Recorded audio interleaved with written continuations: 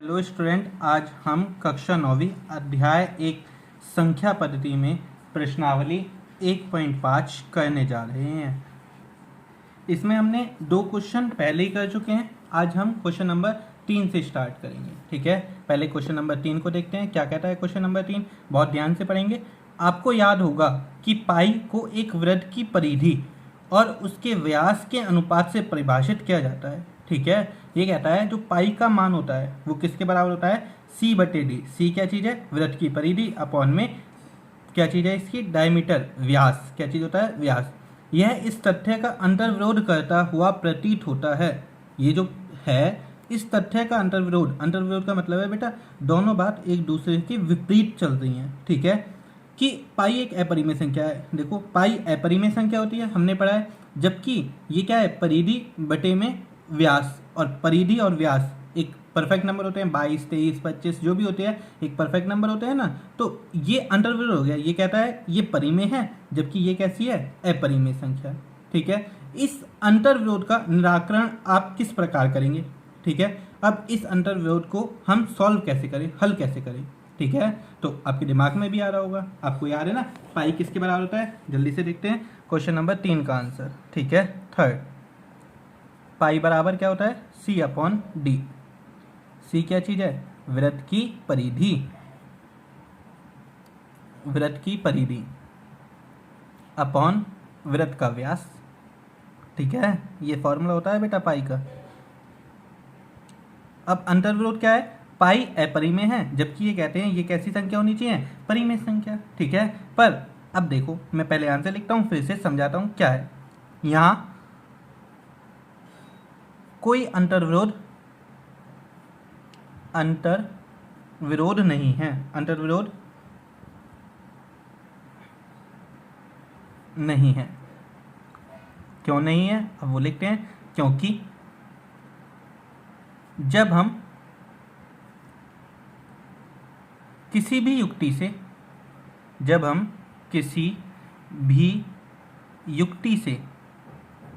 युक्ति का मतलब है बेटा युक्ति से, अभी बताता हूँ, मापन करते हैं। मापन नहीं लिखो, आप लिखो किसी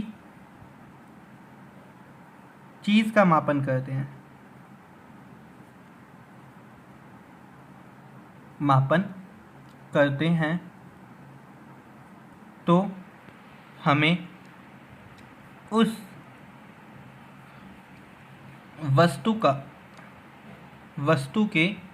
वस्तु या फिर चीज के मापन का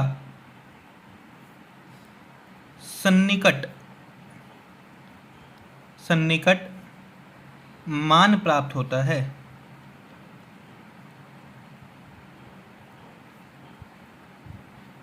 इसी वजह से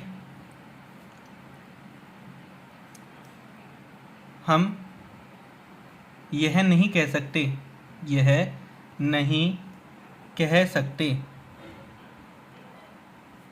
कि C और D, C वृत्त की परिधि, D वृत्त का व्यास, C और D परिमेय है या अपरिमेय। ठीक है, परिमेय है या अपरिमेय। हम ये बात कह ही नहीं सकते कि C परिमेय है या अपरिमेय है। क्यों नहीं कह सकते? आप ध्यान रखो बेटा कि हम ये एक मान लेते हैं, ये कोई एक पेंसिल है। इस पेंसिल की हमें क्या चीज़ मेजर करनी है? लेंथ मेजर करनी है, लंबाई नापनी है। तो लंबाई नापने के लिए हमने क्या यूज़ करा? फुट्टा यूज़ कर लिया, स्केल यूज़ करा। जब हम स्केल से नापते हैं तो कई बार क्या होता है कि स्केल इसको 10 सेंटीमीटर दिखा रहा है, लेकिन हम और अच्छा स्केल लेके आए जो और छोटी चीज़ को नाप ले, तो हो सकता है ये कितना भी दिखाए आपको 10.1, 10.1 सेंटीमीटर। हो सकता है और भी अच्छा स्केल लेके आए तो वो पॉइंट के बाद 2 दशमलव तक नापे तो ये 10.12 सेंटीमीटर भी दिखा सकता है। तो डिपेंड करता है कि हम किस युक्ति से नाप रहे हैं या जिस भी चीज़ से नाप रहे हैं वो कितनी परफेक्ट वैल्यू नाप सकता है। ठीक है, तो हमें यही नहीं पता लग रहा कि ये जो नापा है हमने, इसकी जो लंबाई है वो परिमेय संख्या आ रही है या अपरिमेय। देखो, क्योंकि पहले एक दूसरे स्केल से नापा 10 सेंटीमीटर, नए स्केल से नाप रहे हैं तो 10.12 आ रहा है, मतलब पॉइंट के बाद क्या पता और अच्छे स्केल से नापे तो और आगे वैल्यू आ जाए।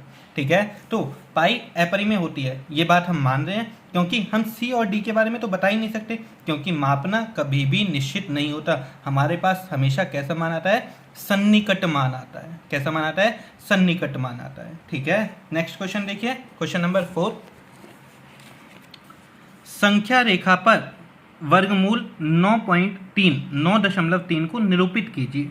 ठीक है, वर्गमूल 9.3 को निरूपित करना है। ठीक है, मैंने आपको पिछली वीडियोस में बताया था वर्गमूल 2 को कैसे निरूपित करेंगे, वर्गमूल 5 को कैसे कर रहे थे। अब यहाँ पे वर्गमूल में दशमलव आ रहा है, तो वर्गमूल में जब भी दशमलव आए तो निरूपण का काम किस तरह से करेंगे, ये चीज़ आपको पहले ध्यान रखनी है। कैसे देख करेंगे, तो सबसे पहले आपको क्या करना है, आपको एक अपना स्केल लेना है। इस स्केल की सहायता से कितनी वैल्यू दे रखी है, 9.3, तो 9.3 सेंटीमीटर की एक लाइन खींचिए। कितने सेंटीमीटर की लाइन खींचनी है, 9.3 की। ठीक है भाई, 9.3, 9 1 2 3 यहाँ तक ही आ रहा है। ठीक है, 9.3 की एक लाइन खींचनी है। जब आप 9.3 की एक लाइन खींच लेते हो तो इसके बाद 1 सेंटीमीटर इसे और आगे बढ़ाएंगे। कितने सेंटीमीटर और आगे बढ़ाएंगे, 1, तो ये कितनी हो गई टोटल, 10.3। कितने की लाइन खींच दी, 10.3, लेकिन आप पॉइंट जरूर लगा लीजिए। ठीक है, लगा लिया, ये नाम दिया इसका A B और इसका नाम दे दिया C, ABC। ठीक है, तो ये आपको ध्यान रखना है कि कितनी वैल्यू हो गई इसकी, 9.3 सेंटीमीटर। ए से बी तक तो है 9.3 सेंटीमीटर और ये कितना है, 1 सेंटीमीटर। जितनी वैल्यू दे रखी है उतने की एक लाइन खींचो, उसे 1 सेंटीमीटर और आगे बढ़ा दीजिए। इतना करने के बाद आपको प्रकार की हेल्प से, प्रकार की सहायता से ए और सी को, ए और सी से, ठीक है, ये पूरी एक लाइन है ना, एक रेखा आ गई, इस रेखा का आपको क्या करना है, लंब समद्विभाजित। लंब समद्विभाजित का मतलब क्या है, एक 90 डिग्री का भी एंगल, 90 डिग्री का कोण होना चाहिए और 2 बराबर हिस्सों में भी इसे बांटना है। उसे बांटने का क्या तरीका है, आपको क्या करना है, जितनी बड़ी ये लंबाई है उससे आधे से ज़्यादा को प्रकार को खोलना है। कितना खोलना है प्रकार को, आधे से ज़्यादा को खोलना है। ठीक है, कितना खोलना है, आधे से ज़्यादा को खोलो। आधे से ज़्यादा खोल लिया प्रकार, थोड़ा सा ज़्यादा खोलेंगे आधे से, ये आधे से ज़्यादा खोला, एक चाप ऊपर लगाएंगे और एक चाप कहाँ लगाएंगे, नीचे लगा देंगे। ठीक है, ऊपर नीचे दोनों। फिर ऐसा ही आपको उतनी ही प्रकार को खोलकर एक ए से भी ऐसी चाप लगानी है, जो दोनों आपस में एक दूसरे को क्या करेंगी, काट देंगी। ठीक है, जब ये काट देती हैं, जिस पॉइंट पर काट रही हैं उन दोनों से आपको एक रेखा खींचनी है। ठीक है, वो रेखा खींचिए। जब ये रेखा खींच दी आपने तो ये जो पॉइंट आया, ये जो पॉइंट आया, ये कैसा पॉइंट होगा आपका, समद्विभाजित। 2 90 डिग्री का भी कोण बनाएगा और 2 बराबर के हिस्सों में भी इन्हें क्या कर देगा, बांट देगा। ठीक है, इसके बाद क्या काम करना है आपको कि इस M पॉइंट पर प्रकार को रखेंगे और M से A के बराबर अपने प्रकार खोलना है, या तो A के बराबर या फिर M से किसके बराबर, C के बराबर। ठीक है, खोलने के बाद एक ऊपर आधा वृत्त बनाएंगे, सेमी सर्कल। क्या चीज़ ड्रॉ कर देंगे, सेमी सर्कल। अब आपको ये याद रखना है, जब ये सेमी सर्कल बनेगा कि सही है या गलत, जब M से बना रहे हो तो हमेशा A और C दोनों को ये छू के जाएगा। क्या करेगा, दोनों को छू के जाएगा। अगर दोनों को छू रहा है तो अभी तक आपकी बात सही है, नहीं तो गलत है। किस किस को छुएगा, A और C को। जब A और C का छू लिया इसने तो B से एक लाइन खींचेंगे, बिल्कुल सीधी 90 डिग्री के एंगल पर ही। ठीक है, कितने के, 90 डिग्री के कोण पर B से एक लाइन खींचेंगे जो इस सर्कल को किसी एक पॉइंट पर कट करेगी। उस पॉइंट का नाम दे दीजिए, इसका नाम दिया D। ये जो लाइन खींचे ना बेटा BD, यही जो वैल्यू है वो है वर्गमूल 9.3। पर मुझे संख्या रेखा पर दिखानी है तो B से प्रकार की हेल्प से BD के बराबर खींच के एक आर्क लगाएंगे, ऐसे करके नीचे लेते आओ।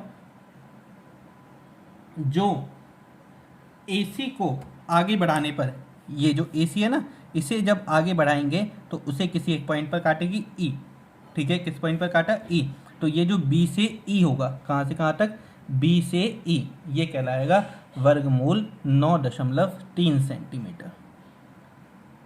बेटा समझ में आ गया होगा कैसे कैसे बनाया, एक बार और देख लीजिए। जितने की वर्गमूल 9.3 है तो पहले 9.3 की एक लाइन खींची, नाम दिया AB, उसको 1 सेंटीमीटर और आगे बढ़ाना है, पॉइंट का नाम दे दिया हमने C, ठीक है। फिर AC का लंब समद्विभाजित कीजिए। क्या कीजिए? लंब समद्विभाजित। अगर समझ में नहीं आ रहा तो लिख लीजिए, क्या चीज़ है? लंब समद्विभाजित। लंब मतलब 90 डिग्री का कोण, सम समान, द्वि दो, भाजित दो भागों में बांटने वाला, लंब समद्विभाजित दो भागों में बांटने वाला होना चाहिए, ठीक है। तो वो कैसे खींचते हैं? आप A या C जितनी बड़ी है ना प्रकार, इससे आधे से ज़्यादा खोलिए। कितना खोलना है? आधे से ज़्यादा। एक C पॉइंट पर प्रकार को रख के एक ऊपर चाप लगाइए और एक कहाँ पे लगानी है? नीचे चाप लगानी है, ठीक है। ऐसे ही एक A पॉइंट पर रख के ऊपर और एक नीचे, जो इनको क्या कर देगी? काट देगी। जब ये काट रही है तो जिस पॉइंट पे काट रही है उसे ज्वाइन कर दीजिए, जोड़ दीजिए। जहाँ पर भी कट हो रहा है वो पॉइंट का नाम दीजिए M, और ये दो बराबर के इससे भी हो जाएंगे, लंब भी हो जाएगा।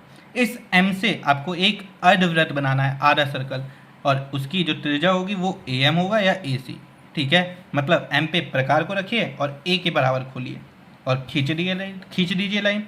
AC दोनों को ज्वाइन करेगी। फिर B से एक 90 डिग्री का कोण बनाना है जो इस अर्धवृत्त को D पॉइंट पर काट रहा है। प्रकार को BD के बराबर खोल के B पर रखिए और आगे चाप लगा दीजिए। आपको समझ में आ गया होगा। नेक्स्ट क्वेश्चन करते हैं, क्वेश्चन नंबर 5। क्वेश्चन नंबर 5 क्या कहता है? देखिए जल्दी से। निम्नलिखित के हरों का परमीकरण कीजिए। हरों का परमीकरण। अब ये हरों का परमीकरण क्या चीज़ होती है? हर आपको पता है, नीचे वाली जो चीज़ होती है वो होती है हर।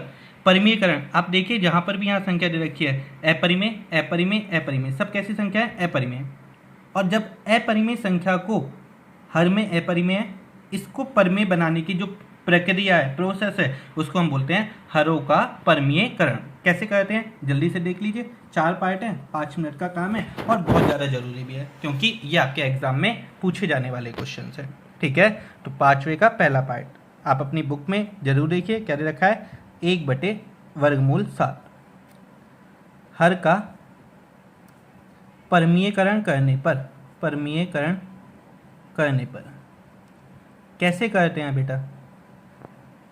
जल्दी से देखते हैं। 1/वर्गमूल 7, जो भी वर्गमूल में लिख रहा है ना, उस चीज़ को आप ऊपर नीचे दोनों से गुणा कर दीजिए, ठीक है। ऊपर नीचे दोनों से गुणा कर दीजिए। अगर प्लस माइनस में इसके साथ कुछ चीज़ है तो साइन को, चिन्ह को बदल कर कीजिए। अगर ये प्लस का होता तो माइनस का, माइनस का है तो प्लस। जब प्लस माइनस में कोई और दे रखा है, नहीं तो सीधे मल्टीप्लाई, गुणा कीजिए। 1 को वर्गमूल 7 से करेंगे तो वर्गमूल 7, और वर्गमूल 7 को वर्गमूल 7 से करेंगे। जब दो चीज़ वर्गमूल में है उन दोनों का गुणा बिना वर्गमूल के आएगा, या फिर मैंने आपको बताया था अंदर वाली अंदर से। 7 7 49, और 49 का वर्गमूल देखो, 7 7 49, और 49 का वर्गमूल क्या होता है आपका? 7। तो आप खाली 7 भी लिख सकते हो, ठीक है। ऐसे इसका सेकंड पार्ट क्वेश्चन क्या दे रखा है? 1/वर्गमूल 7 माइनस वर्गमूल 6, ठीक है। क्या लाइन लिखनी है? हर का परमीयकरण करने पर